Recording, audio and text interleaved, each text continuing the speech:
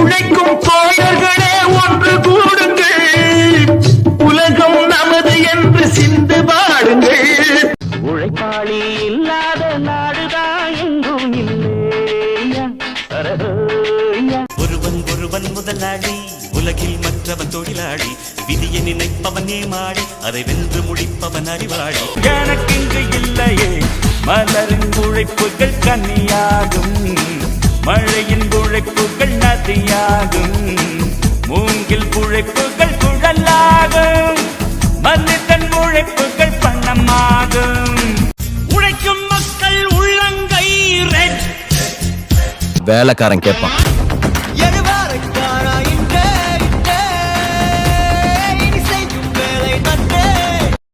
எந்த தொழில் செய்தால் என்ன, செய்யும் தொழில் தெய்வம் என்று வட்டுக்கோட்டை பாட்டில் சொன்னானே.